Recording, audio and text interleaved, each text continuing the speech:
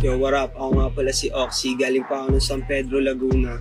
Huling-huli ka sa akto, huwag mong i-deny. Tumatawag ay amo, kaso aking dinikline. Gusto niya ako makasama, kaso wala akong time. Di na para pansinin, lalo yung galaw sa vlog. Huling-huli ka sa international, sila Snoop Dogg, sila Wiz Khalifa, ayun. Tapos dito naman sa local, sila Alexus, yung Ghetto Gecko. Dati pa lang kasi naririnig ko na rin sila eh. Na-amaze ako sa mga nila, gawa nila. Ang galing nila, kumbaga ang likot ng utak eh.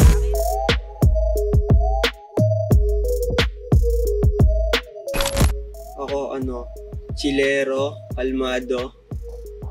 Pero hindi ako bolero. Tapos, totoo lang ngayon.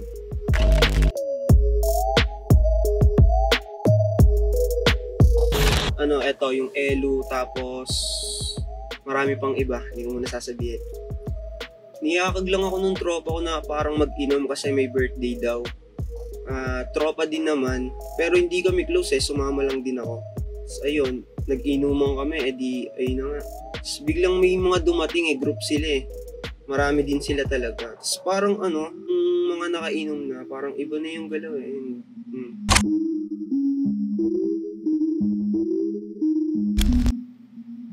Marami Pero eto, naging isa na din. Tapos yung mga bago, ayan, may mga bago pa tayo ilalabas. Abangan nyo yan.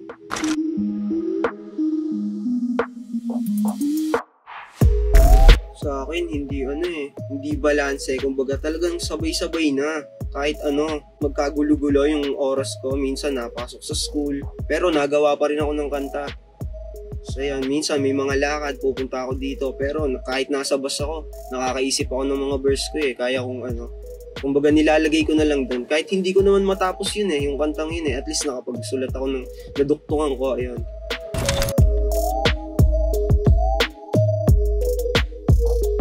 Sa amin kasi, hindi uso yung hip-hop na ganyan dati.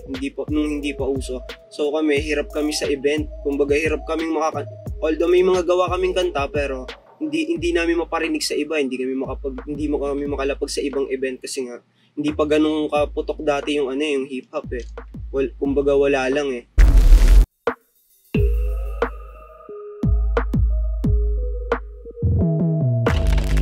Maalala nila ako bilang makulit pero mabait ako na ropa.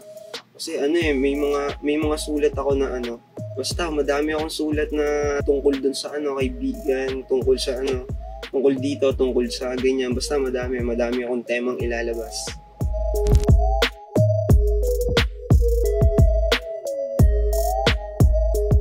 Marami sa international, gusto kong matutunan yung style ni MB Nel, ayun.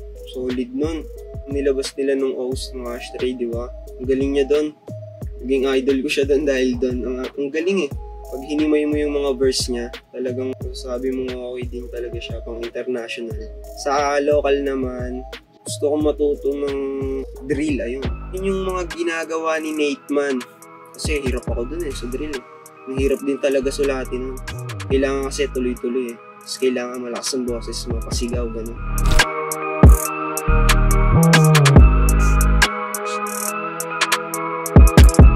Kung makakulab yung host, pati si Supaply. Yung gagawin namin is all about yung galaw sa street, gano'n. Kung paano umangat.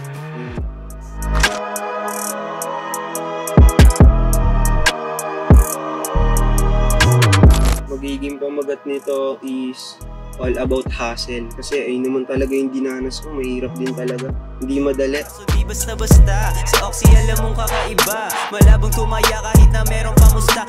Yo, what up? Ako nga pala si Oxy.